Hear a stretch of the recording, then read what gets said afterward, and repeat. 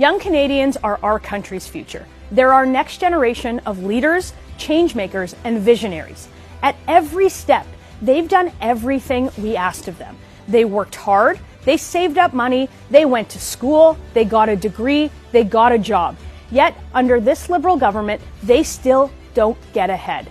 Some are still having to live in their parents' basement or 400 square foot apartments, and they've lost all hope for a future that includes home ownership.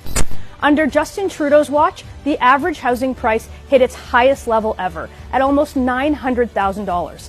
In Toronto, it's even worse, at almost $1.25 million today. This means a minimum down payment of nearly $250,000. And for young people without a trust fund, these obscene prices are simply out of reach. Toronto is now considered to have the biggest housing bubble in the world.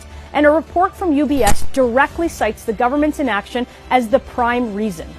Not only that, but this government's reckless debts and spending required the Bank of Canada to implement the largest interest rate hike since the 1990s.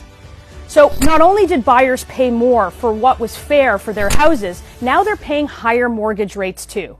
The Liberals have done nothing to fix the housing crisis in Canada. They've sat idly by while prices spiraled upwards and continue to add government red tape and bureaucracy to the process of making a bad situation even worse. Their so-called infrastructure bank hasn't built a single piece of infrastructure yet. Their solution was to give $500 to people in the name of buying a home. And that's not a typo. It's not even a bad joke.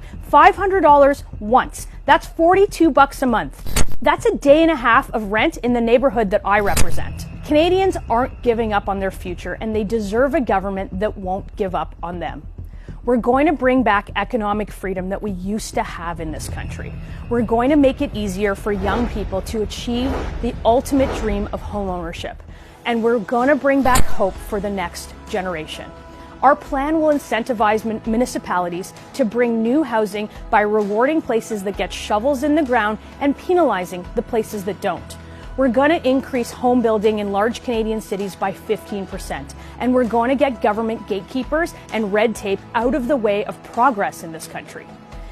We're going to make this happen by putting young people back in control of their own lives. I need you to join me. Sign up today at melissalantsman.ca and let's bring back hope to Canada once again.